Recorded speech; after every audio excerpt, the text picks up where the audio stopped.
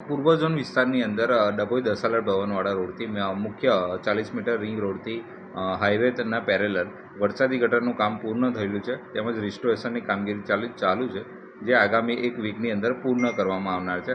850 મીટરની લેન્થમાં એ કામની વરસાદી ગટરનું કામગીરી પૂર્ણ થઈ છે. તેમજ હાઈવેને પેરેલલ સમાંતર આજવા જંકશનથી L&T નોલેજ સુધી હાઈવેની સામેના વિસ્તારનું પાણી શહેરમાં ના આવે અને પૂર્વ ઝોનના વિસ્તારની અંદર વોર્ડમાં પાણી ન ભરાય તે હેતુસર વરસાદી ગટર ચેનલનું કામ ગત મહિનામાં જ ચાલુ કરવામાં આવેલ છે.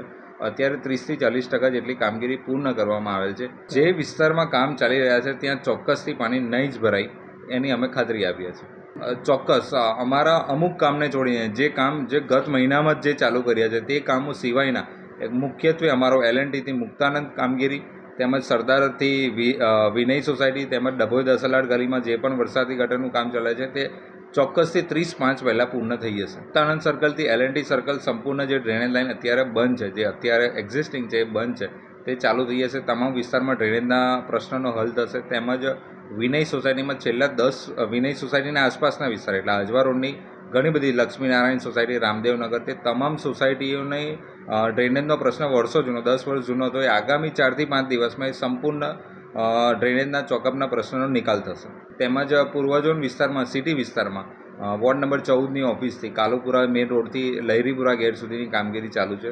તેમાં પણ કાલુપુરા 4 રસ્તાથી ગાંધીનગર ગૃહ સુધીની જે સ્ટ્રેચ છે તે સ્ટ્રેચ આગામી ચોમાસા પહેલાં એટલે કે આગામી એક મહિનામાં ચોમાસા પહેલાં કામગીરી પૂર્ણ કરવાનું આયોજન કરેલ છે.